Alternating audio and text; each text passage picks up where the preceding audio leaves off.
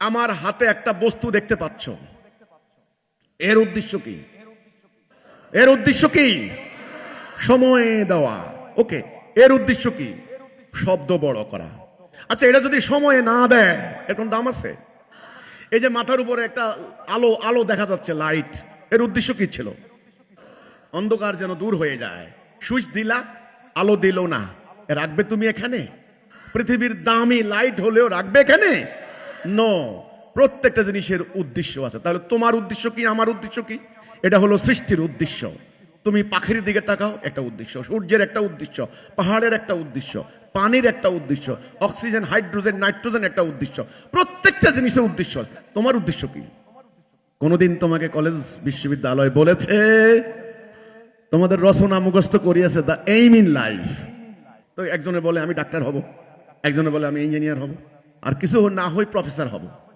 Doctor হচ্ছ ভালো কথা, ডাকাইত হচ্ছ, ডাকাইত। এত জীবনের উদ্দেশ্য হতে পারে না।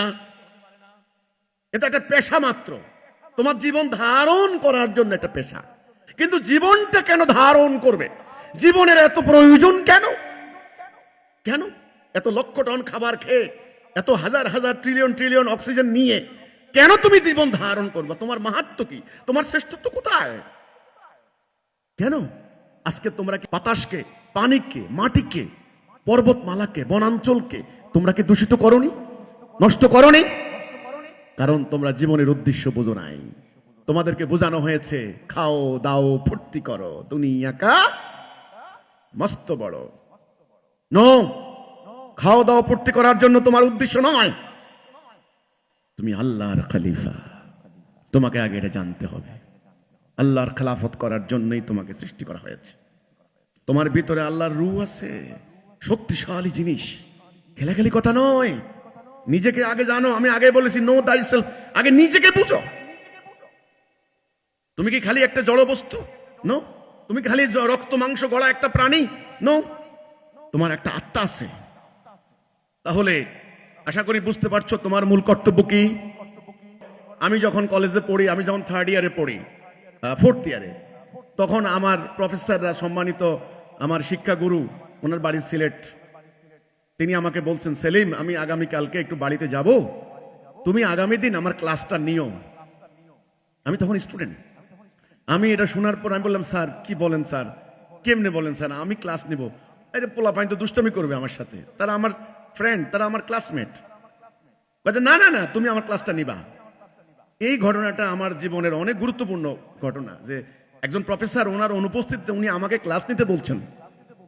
তার মানে আমার সম্পর্কে ওনার ধারণা কতখানি হয়েছে। আজকে আমাদের এটা ক্লাস কিন্তু, ঠিক আছে, যদিও আমি আমার জীবনে কোনো কলেজ বিশ্ববিদ্যালয়ে শিক্ষকতা দূরের কথা, কোনো জায়গায় ন্যূনতম একদিনের জন্য কোনো চাকরি করি নাই। কেমনে করব? ফাইনাল ইয়ারেই মহা বিপ্লবীর সন্ধান পেয়েছি। আমার হাতে বিপ্লবের মশাল ধরিয়ে দিয়েছেন। বিপ্লবের মশাল নিয়ে যখন এলাকায় গিয়েছি, আমার বাড়িতে আগুন লাগিয়ে দেওয়া হয়েছে, আমাকে মামলা দেওয়া হয়েছে, আমি হয়ে গেলাম 1 নাম্বার আসামি। তখনও আমি মাত্র লেখাপড়া শেষ করতে পারি নাই। তোমাদের মতো স্টুডেন্ট, ছাত্রত্বের গন্ধ এখনো আছে। আমি আর জীবনে চাকরি করতে পারি নাই, ঢুকছি ব্যবসা বাণিজ্যে। আমি জানি সারা জীবন আমাকে মানুষের তৈরি আদালতের আসামির কাঠগড়ায় দাঁড় করানো হবে। হাসরের দিন ইনশাআল্লাহ এরা সবাই আসামির কাঠগড়ায় দাঁড়াবে। যারা আমাকে, আমার ইমামুজ্জামানকে, আমার হিজবুত তাওহীদের ভাই বোনদেরকে দুনিয়ার আদালতে আসামির কাঠগড়ায় দাঁড় করিয়েছ, যদি তোমরা তওবা না করো, হাসরের দিন আল্লাহ তোমাদেরকে আসামির কাঠগড়ায় দাঁড় করাবেন। বিপ্লবীদেরকে অভিনন্দন। বিপ্লবের ইতিহাস পড়ে দেখিও, বিপ্লবীদের চোখ তুলে নেওয়া হয়েছে, হাত কেটে দেওয়া হয়েছে, হত্যা করা হয়েছে, বাড়িঘর আগুন দিয়ে জ্বালিয়ে দেওয়া হয়েছে। বিপ্লবীদের দোষ কি? তারা আমূল পরিবর্তন করতে চায়, তারা জীর্ণ শীর্ণ সমাজকে ভাঙতে চায়, তারা এই ধাপ্পাবাজ ধান্দাবাজদের ধাপ্পাবাজি বন্ধ করতে চায়, তারা নিপীড়িত জনতাকে মুক্তি দিতে চায়। আর ইবলিস চায় এই মানুষের মধ্যে বঞ্চনা, নিপীড়ন, হাহাকার, ক্রন্দন, হত্যা, লুণ্ঠন ইত্যাদি জারি রাখতে। তোমরা ইবলিসের বিরুদ্ধে দাঁড়িয়েছো, আর ইবলিসের শয়তান বাহিনী তোমার বাবাকে মাকে জান্নাত থেকে বের করে দিয়েছে, তোমাকে শান্তিতে থাকতে দিবে না। কাজে হে বিপ্লবীরা, বিপ্লব করার আগে বিপ্লবের মন্ত্র ভালো করে বুঝে নিও। তাহলে আমরা কার খলিফা? কোথায়? এই কথাটা মনে রাখাই হলো জিকির।